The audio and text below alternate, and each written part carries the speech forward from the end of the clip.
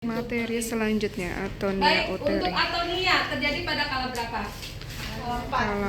Kala 4. Kapan kita menegakkan diagnosa dengan atonia? Uterus tidak berkontraksi setelah plasenta lahir. Setelah? Plasenta lahir. Yes. Uterus tidak Dan setelah berkontraksi. dilakukan apa?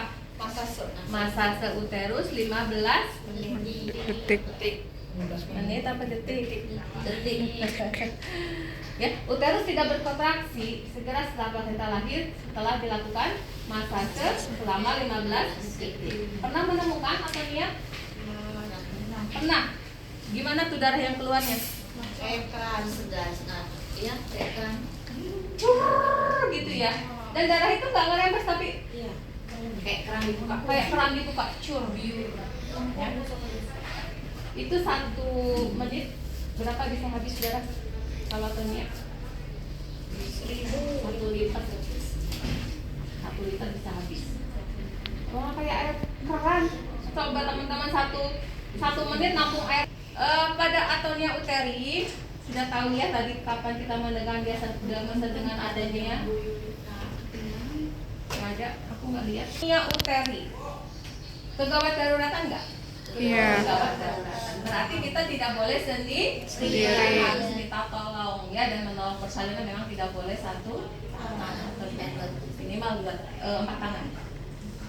Tangan begini ya. Oke. Sama seperti red plus, kita lihat keadaan umum ibu. Ada yang di sini yang menemuin atonia langsung kena infus? Tadi mana?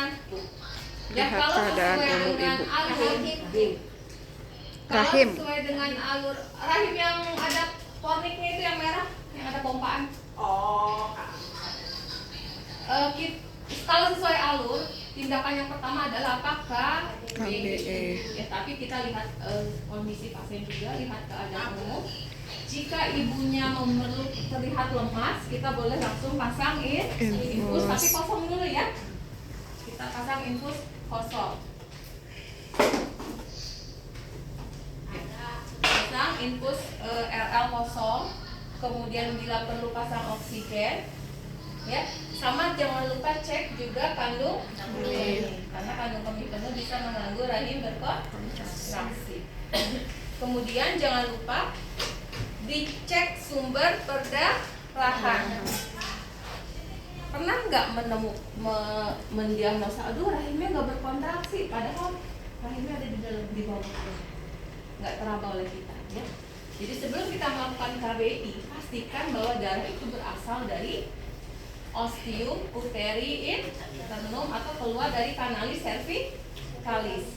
Ya, untuk memastikan itu kita harus bersihkan dulu stol sel. Di sini banyak stol sel ya. Kadang stol sel yang banyak juga bisa mengganggu rahim berkontraksi. Kita bersihkan. Ibu, ini bayinya udah lahir, hari-harinya udah lahir, tapi ibu keluar darah, saya periksa dulu ya bu. Kita bersihkan stol selnya. Ya. Kemudian kita cek sumber perdarahannya, dari mana darah mengucur. Kalau sulit melihat, boleh dibantu dengan spekulum sim. Tentu saja kalau pasang spekulum sim, kita butuh tenaga yang banyak ya untuk pegang kanan kiri atas bawah ya. Pastikan darah berasal dari ostium uteri internum. Nanti kalau dipastikan dari ostium uteri internum, ini adalah atonia uteri. Kita siap untuk melakukan apa? KBI. Cuci tangan, lepas secara terbalik, kemudian pasang sarung tangan panjang.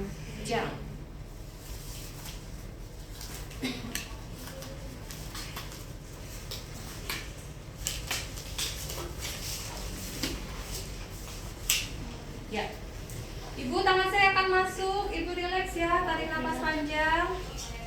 Masuk secara obstetrik. Tangan kiri membuka vulva ya. Masuk. Maaf ya bu, tarik nafas panjang. Ini kita akan mengepal ya. Namanya kompresi itu ninju ya. Di mana kita akan meletakkan tangan kita?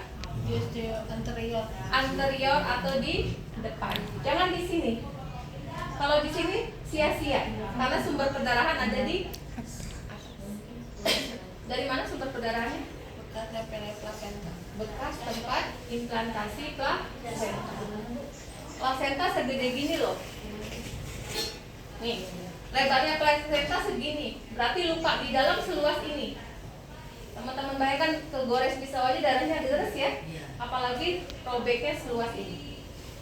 Bekas tempat implantasi plasenta yang harusnya terikat pembuluh darahnya dengan adanya kontraksi ini tidak, malah terbuka lebar sehingga darah keluar banyak sekali. Kita akan menekan ini, ya, karena prinsip menangani perdarahan adalah salah satunya dengan kompresi atau penekanan. Jadi teman-teman nekannya harus benar. Kita letakkan kepala tangan kita di fornix anterior di sini ya. Nih, bukan di sini. Fornix anterior. Kepalanya gimana? Jempol di dalam apa jempol di luar? Jempol di dalam. Coba semua jempol di dalam. Tekan. Sakit nggak? Oh, jempol di luar. Sakit ya. Jadi di luar. Ya. Nih, tekan. Mungkin yang ada malah cedera jempol kita ya. Oke, saya ulangi. Tangan kiri membuka vulva, tangan kanan masuk, mencari fornix anterior, letakkan, kepalkan. Tangan kiri di mana? Di korpus posterior atau dinding rahim bagian belakang. Belakang. Ya. Kalau rahimnya nggak ada kontraksi, ini tangan kita bertemu loh teman-teman. Ya. Saat KB ini tekan. Tekan KBI yang pertama berapa menit? Maksimal 5 menit. Maksimal artinya paling lama. Paling lama. Ya, kita sambil lihat jam, sambil menekan, sambil mengamati perdarahan yang keluar, sambil merasakan ada tidaknya rahim berkontraksi. Karena kalau ada rahim berkontraksi, tangan kita yang bertemu ini akan terpisah. Kalau rahimnya berkontraksi. Nah, kalau 5 menit belum juga ada kontraksi, perlu terus terusan KBI nggak? Tambahan. Kalau tidak berkontraksi, kalau sudah 5 menit tidak berkontraksi, lanjut ke langkah berikutnya. Tapi kalau 5 menit ternyata berkontraksi, jangan langsung dilepas. Tambahkan KBI-nya 2 menit. Misalkan gini, di menit keempat belum berkontraksi, tapi di menit kelima mulai ada nih terasa kontraksi. Jangan kalian lepas dulu. Jangan teman-teman lepas, tapi lanjutkan atau pertahankan 2 menit ya. Kalau sudah berkontraksi ya sudah, kita lepaskan, kita lanjut observasi kala. Tapi kalau 25 menit nih ternyata tidak berkontraksi, lanjutnya adalah kita pemberian uterotonika. Uterotonikanya apa? Suntikan ergo dan Misoprostol. Mettergin kalau tidak hipertensi. Kalau hipertensi ganti dengan misoprostol. Tapi masalahnya kalau kita akan pasang infus, kita akan nyuntik, pasti tangan kita akan keluar kan? Iya. Iya. Ya enggak? KBE. Nah, KBE dilakukan kalau bidannya sendirian. Kalau bidannya berdua, tidak perlu KBE. Teruskan saja tangan kita di dalam, tapi kita Asistennya meminta asisten untuk menyuntikkan ergometrin dan memasang infus ergometrin. Paham nggak maksud saya? Ya, KBE diterapkan kalau kita bidannya satu orang. Kan nggak KBE. mungkin, Bapak suntikin kan nggak mungkin ya. Harus nakes yang nyuntikan. Tapi kalau saya berdua sama Bu Pait, misalkan lagi nolong Bu Pait, saya ini masih KBE ini belum juga kontraksi, bantu kasih uterotonika Bu. Nah, tapi sebagai pemimpin persalinan kita yang memberikan komando. Setelah suntikan ergo tadi tensinya normal kan? Suntikan ergo 1 ampul, ya sudah kata Bu Pait. Sekarang pasang infus oksitosin plus RL plus oksitosin 2 ampul. Tekan kita yang mengerjakan, ya tangan kita di dalam. Tapi kalau sendirian nakesnya, bidannya, mau nggak mau kita memberdayakan keluarga pasien. Bapak tolong bantu saya Pak. Nah, ini keluarga pasien ini awam ya. Jadi tolong berikan petunjuk secara jelas. Bapak saya mau nyuntik Ibu, jadi tolong gantikan tangan saya yang menekan rahim ya Pak ya. Saya minjem tangan kiri Bapak. Tangan kiri? Iya. Harus di sini Bapak. Ya udah nggak apa-apa, di situ nggak apa. Taruh di atas tangan kiri saya. Iya. Pakai tangan kanan. Nah, tangan kiri kita udah digantikan oleh keluarga. Kita lepas ya. Sekarang saya pinjam tangan kanannya Pak. Kepalkan? Iya di sini. Iya. Nah, Nah, baru tangan kanan kita ke luar. Jadi rahim tidak ditinggalkan sendirian. Kalau ditinggalkan sendirian dia ngucap lagi darah. Paham ya sampai sini ya? Itu kalau situasi kita adalah bidannya satu orang. Baru bidan ini memberikan uterotonika mulai dengan pemberian metergin atau ergometrin secara intramuskuler, ya, dan pemasangan infus plus oksitosin 2 ampul tetesan cepat. Kalau pasiennya tidak hipertensi. Kalau hipertensi pengganti metergin apa? Misoprostol. Misoprostol. Dosisnya? Apa dosisnya sih? 600 sampai 1000 ya. 600 sampai 1000 mikrogram. Satu tabletnya berapa? 200. Jadi minimal 3 sampai 5 tablet. Dimasukkan kemana? Anus. Ya. Nah, setelah diberikan uterotonika, Bapak masih ditekan ya, Pak, ini nggak boleh sendirian rahimnya ya. Kita lihat perdarahannya masih berdarah hebat atau tidak, sama pantau kontraksi. Siapa tahu setelah disuntik dan diberikan oksitosin, rahimnya berkontraksi, berarti upaya kita berhasil. Tapi kalau belum, masih perdarahan, baru kita lanjutkan KBI yang kedua. Kita oper alih lagi tangan. Tangan kita masuk. Ibu maaf ya Bu, saya tekan lagi. Setelah tangan kanan kita di dalam, tangan kanan suami dilepas. Bapak dilepas? Iya. Tangan kirinya boleh dilepas Pak. Jadi kita gantian tangannya, ya. Lakukan KBI yang kedua tidak boleh lebih dari 2 menit, ya. Karena atonia uteri biasa harusnya dengan dengan uterotonika, dengan KBI lagi harusnya dia berkontraksi. Ya, tapi kalau sudah 2 menit belum juga berkontraksi, ini bukan atonia uteri biasa, kita harus melakukan rujuk. Ya. Nah, sebelum dirujuk tentu kita tidak boleh merujuk dengan tangan kosong. Ada yang merujuk sekarang teman-teman pakai kondom kateter? Kondom kateter udah pernah sih.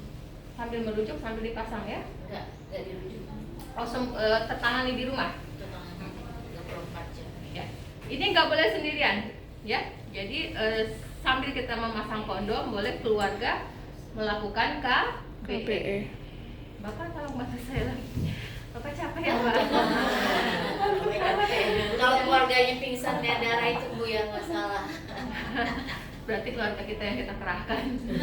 Baru Ya, tolong ditekan ya Pak ya. Bapak, Ibu, ini saya tadi sudah melakukan pertolongan ya Pak, biar rahimnya itu keras, biar darahnya berhenti. Sudah saya suntik juga, saya infus, saya masukin obat, saya tekan, tapi rahimnya masih belum berkontraksi Pak. Jadi kita harus bawa Ibu ke rumah sakit. Kalau ada keluarganya salah menyiapkan kendaraan ya Pak ya. Ya, sambil menunggu kendaraan saya akan pasang alat untuk menekan rahimnya ya. Oke, kita pasang kondom kateter. Ada yang sudah sering pasang setelah itu Pak? Enggak sering sekali. Ada yang pernah? Itu juga Susah nggak Pak? Gampang ya, gampang dan murah ya. Metode tampon ada hidrostatik kondom ini disebut juga dengan metode Saiba, karena yang menemukan adalah Profesor Saiba dari Bangladesh. Apa sih yang kita butuhkan? Modalnya nggak lebih dari 50.000 ya Bu. Kondom murah nggak? Murah. Harus yang bagus, yang penting kuat. Yang BKKBN Bu saya kemarin. Ini BKKBN. Iya. Sebetulnya ada Bu kondom khusus untuk tampon ada. Ada. Iya, tapi agak mahal. Kalau disediakan pun ada kasus. Harus disediain Bu. Iya. Yang kondom biasa saya ada. Iya. Kemudian apa lagi yang kita siapkan? Kateter. Kateter. Cari yang size besar ya. Apalagi? Pengikat. Nah, tapi untuk ngikatnya saya kasih tips. Mbak Ita, minta gunting tolong. Gunting apa Bu? Gunting hekting. Apa gunting apalah? Kalau tidak ketemu tali pengikat, kita pakai ini Bu, karet. Ya itu tips biar nggak repot gitu. Aduh saya nggak ada pengikatnya, jangan karena nggak ada pengikat terus nggak masang kondom kateter ya. Kemudian yang kita butuhkan adalah infus set dan cairan infus. Thank you. Ini steril ya. Nah, kita gunting sedikit Bu di sini. Nih teman-teman lihat ya. Kita bikin karet dari sini. Kita gunting. Nah, ini akan kita gunakan untuk pengikat. Kita masukkan kateter ke dalam kondom, kita ikat dengan karet yang dari kateter tadi.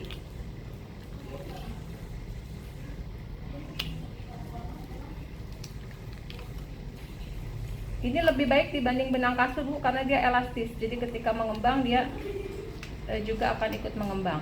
Iya Bu, saya kemarin benang kasur. Ya. Kalau sudah terikat kita cek. Tarik berlah, oh jangan gini nariknya. Ini mau dipegangin. Nggak lolos kan? Berarti kuat ya. Sudah siap kondom kateter, kita siapkan infuset. Kita gantung. Ini ceritanya bukan infuset ini ya. Bukan infuset yang bukan cairan infus yang ke tangan. Ini yang baru. Infuset dan cairan infus. Ini masuknya kemana Bu? Kan di kateter ini ada 2 nih. Yang ini Yang ini Bu, yang gede, yang buka. Ini. Iya. Bukan ini ya. Bukan. Jangan sampai teman-teman masalah ini. Tebal. Kalau masak di sini ada keluar nggak? Nggak akan ya. Kenapa saya pancing? Karena seringkali salah. Nggak berhasil pasang kondomnya karena ada yang nggak keluar, nyambungnya ke sini. Ya. Jadi masuknya ke sini. Nah ini teman-teman kadang bikin nggak kencang masuk ke sini nih. Iya, betul. Jadi kita buang saja. Potong. Iya. Ya. Kan kita dibekali akal ya, kita potong. Baru ini kita sambungkan ke sini.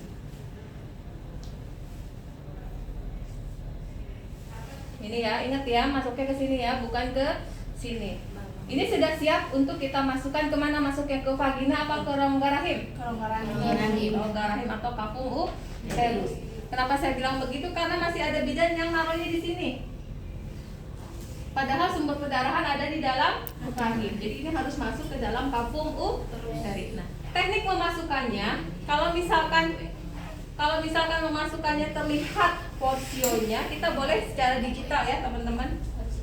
Misalkan ini kelihatan nih, Ibu, maaf ya, tarik nafas panjang, kita masukkan ke dalam rahim secara manual. Tapi kalau nggak kelihatan, kita bantu dengan apa ini? Spekulum sim. Mbak, tolong bantu saya. Iya, pasang.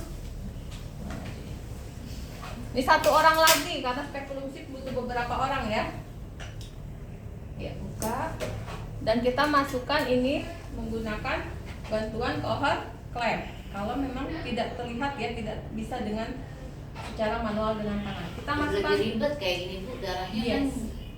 Iya. Makanya saya bilang situasional ya, kalau nggak kelihatan. Kalau bisa secara manual lebih baik. Kita masukkan ke dalam kapung uteri ya. Sampai semua kondom masuk ke dalam.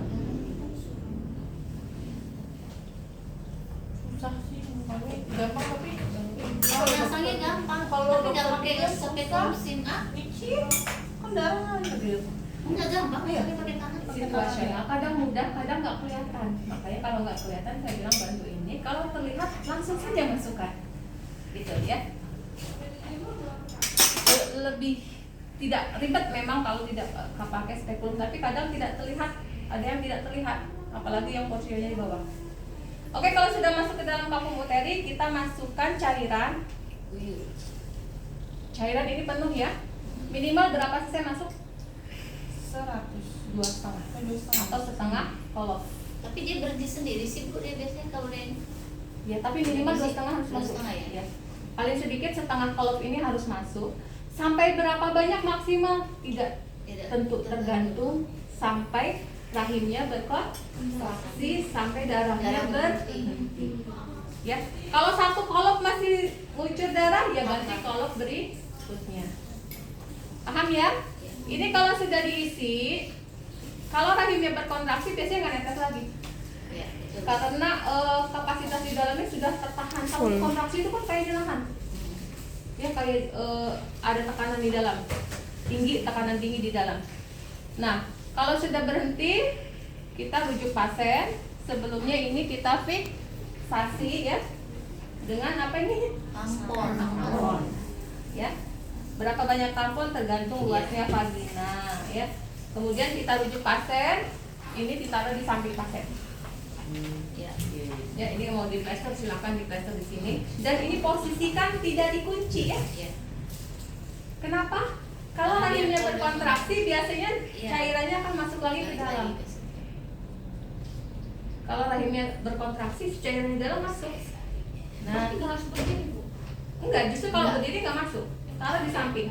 Kalau misalkan tiba-tiba perdarahan lagi, gantung saja, nanti cairannya masuk lagi ke dalam. Oh, berarti pas mau ini harus digantung, tapi setelah berkontraksi di bawah boleh. Di bawah, bukan di bawah, di samping ibu, sejajar ibu. Kalau di bawah takutnya ini ya, di Tapi samping. perdarahan lagi, gantung lagi. Gantung lagi, nanti cairannya masuk lagi.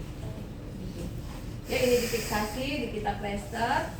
Dan kondom ini harus terpasang paling sedikit 1 hari 24 jam, 1 kali 24 jam. Iya, itu sendiri. Karena akalnya uteri masih bisa berulang ya dalam 1 kali Iya. 24 jam pertama.